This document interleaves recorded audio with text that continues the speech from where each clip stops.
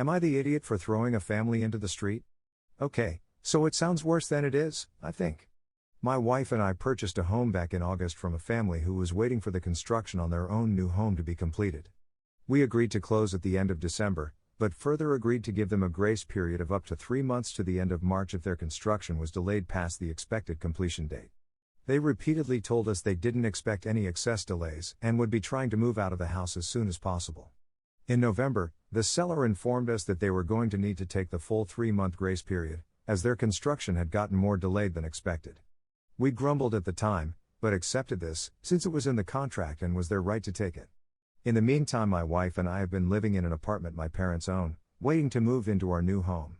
My parents bought a place in our city so they could spend more time closer to us and to our child, who is their first grandchild, born 10 months ago. My parents only plan on moving here for an extended period starting in September of this year. The apartment we're in is pretty small, and is not really suitable for a baby, especially one who is right on the cusp of walking. We are very eager at this point to move into the new place and make sure it has sufficient amenities for the baby, as well as for us. In order to get things ready as soon as possible, my wife has been working to secure a contractor for a renovation of our new home, which is estimated to take up to a month. We have already paid the down payment to the contractor to book him for April of this year. So you can imagine our surprise when the seller called up about a week ago and offered to pay rent for us to extend the grace period an extra 6 weeks.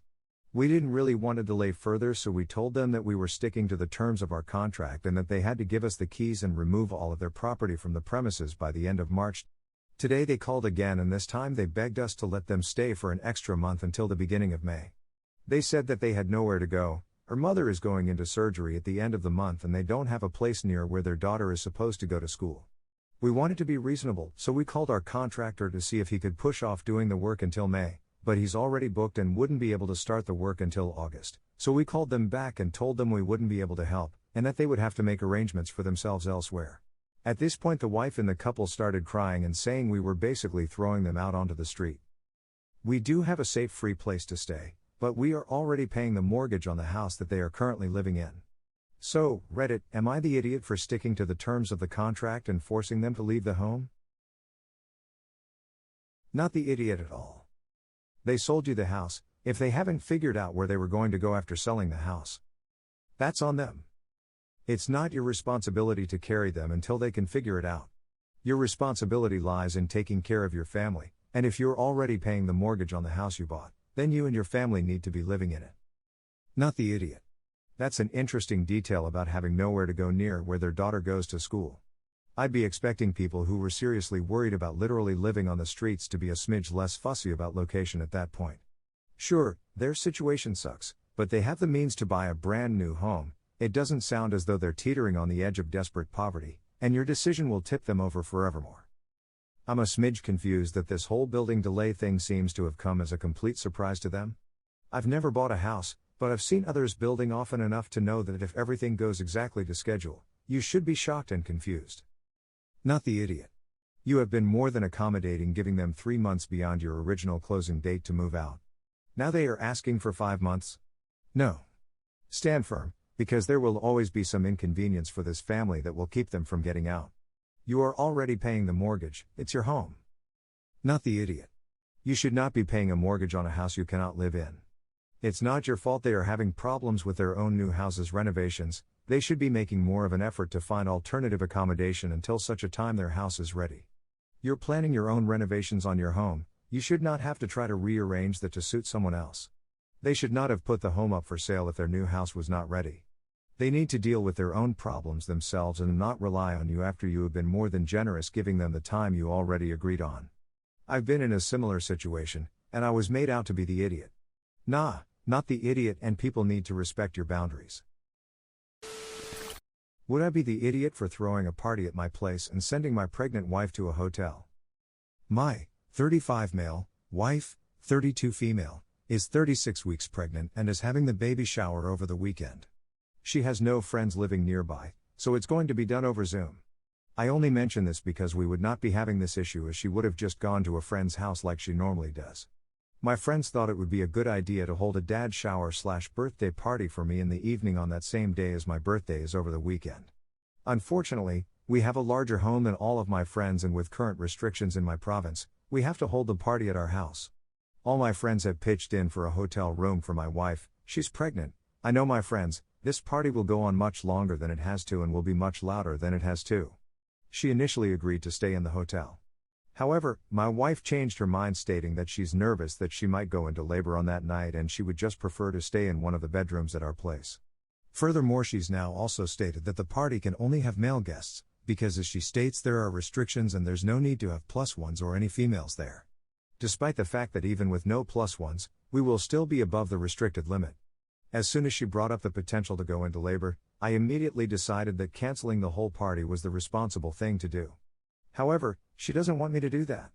She wants me to hold the party but ban women from coming, while she stays in one of the rooms. I know my wife well, as long as she is in the vicinity my phone will be blowing up about noise, guests etc. Frankly, I just want to cancel the whole thing but she won't let me. So now I come to you. So would I be the idiot if I just tell her to go stay in the hotel and have the party that I want? Edit. Thanks everyone for your input. A lot of people brought up COVID. Thanks for raising the concern. We both got vaccinated and boosted, but we still got COVID a few weeks ago. She was invited to the dad shower/birthday party, but she's pregnant and she really doesn't want to go out of the house right now. Friends and I managed to move the party to another location. As many people have stated, it's pretty crappy for me to ask my wife to leave the confines of her home for me to have a rager. Canceling was never an option for her. That's just how my wife is and I love her for that. You are the idiot for forcing your very pregnant wife out of her own house so you can have a party. What the freak, dude? You rent an Airbnb and party if you want to go wild. On a day that she could potentially be going into labor? Maybe you should have gotten some of that loud crazy partying days out of your system before your wife is ready to pop out a kid. Edit. It's telling that you call your shared house my place and think you're entitled to kick her out. So much immaturity and entitlement here. You are the idiot for having more people than legally allowed during a global pandemic while having a pregnant wife. Heck, you are the idiot for having anyone over. Why are you risking your health as well as your wife and baby's health like that? 1. You do realize there is a chance you could be in quarantine during your child's birth, right? 2. Cancel the party. Tell your friends that you decided the risk to your wife and baby's health was not worth it and that you will plan an outdoor gathering once the weather gets warm. And in the future, don't ever think that pushing your wife out of your shared home just so you can party is a good idea. 'Cause it ain't. You are the idiot. Your wife is near her due date and you want her to stay at a hotel. If anything, you and your friends should go to a bar or restaurant or have a friend host it. Unfortunately, we have a larger home than all of my friends, and with current restrictions in my province, we have to hold the party at our house. If there are restrictions for COVID, then you should not have the party at your house at all, or even let your wife stay at a hotel room where you don't know if it has been disinfected and all COVID protocols are being followed. Are all of your friends who are attending vaccinated? And even if they are, they should be tested for COVID before attending. But don't be an idiot. Cancel the party, cancel the hotel room. Have dinner at your house with a few friends instead. Otherwise, you're being totally irresponsible here. Would I be the idiot if I didn't let my brother's girlfriend have her baby at my house? I'm posting anonymously for privacy reasons. My brother has made a really weird request of me. He asked me if him and his girlfriend could use my house to give birth at. I didn't even know what he was getting at first, but he explained to me that their apartment doesn't have a bathtub, is too small for an inflatable pool, and it would attract too much attention if the birth was there, and the neighbors will likely call the authorities. I have a house instead of an apartment, and I have a bathtub and more room than them. My brother thinks I should be honored about this. I thought this was so weird. I thought they would go to the hospital like is normal, but they haven't used a doctor at all, so I have no idea how it works and if the hospital would ask who their doctor is. My brother said I don't have to be there if I feel uncomfortable. I don't have a problem with him or his girlfriend, but I feel strange at the thought of leaving the two of them alone with my house. I'm a guy and I don't have kids, so I admit to no experience in this area, but I'm also worried something could go wrong because neither my brother or his girlfriend are doctors or have any medical training. My brother and his girlfriend have been saying how upset they'll be if I say no, that the mother being comfortable is what's most important and I shouldn't deny her, and that I'll look like a jerk if I turn down their request because they don't have a backup house. I just don't get why they can't go to the hospital even though I have not said it. My mom also hinted one time to me it would be a nice thing to do. Would I be the idiot if I didn't let them use my house for the birth, because it makes me feel weird and uncomfortable and I would prefer they use a hospital? Not the idiot. I would not feel comfortable with a first-time birth with no medical backup planned in my home. I mean, it's a strange request anyway.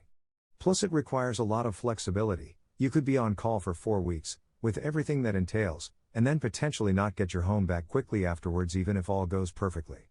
Direct them to find a doula for medical advice and go from there. There is no need to lend them your home. Not the idiot.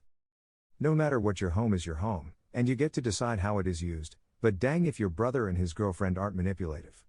They aren't doing the basics of ensuring a home birth is safe. Seeing a doctor regularly, organizing a midwife, having a plan for when something goes wrong, but implying that you need to give up your home for their convenience. Also, your mom is the idiot for volunteering your home.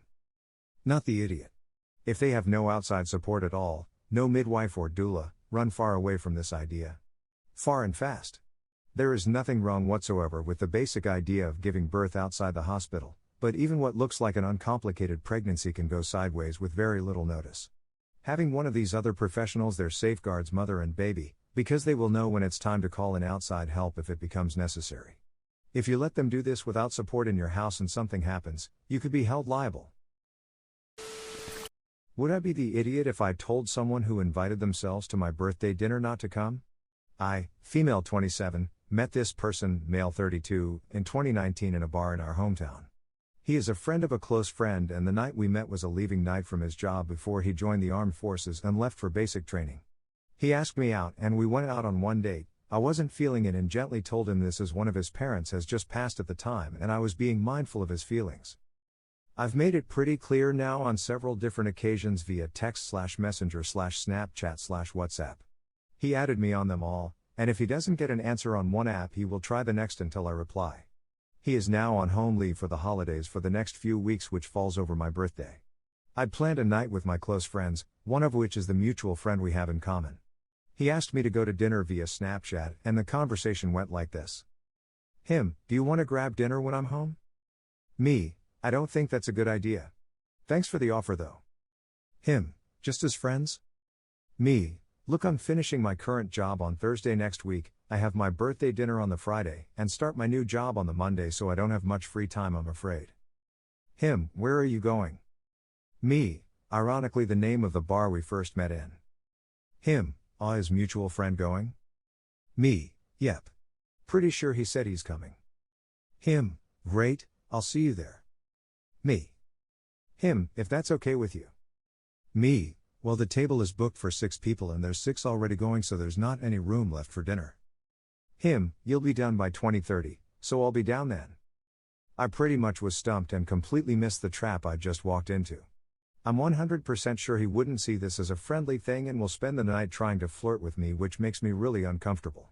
I'm not attracted to this person, I hardly know him or speak to him. I never reach out first but am polite in my replies and rejections, but he's just not gotten the hint and has expressed that I'll change my mind. I know my own mind and it's made up. He calls me pet names, which from people I don't know, I absolutely abhor. It makes me want to crawl out of my skin and set it on fire.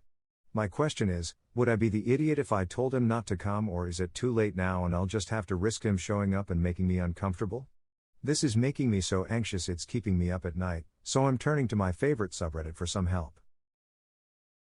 You are describing it as a trap. Because it was. That is predatory behavior and it is not welcome. Be very wary of people who can't take no for a complete answer. Not the idiot. He's just not gotten the hint.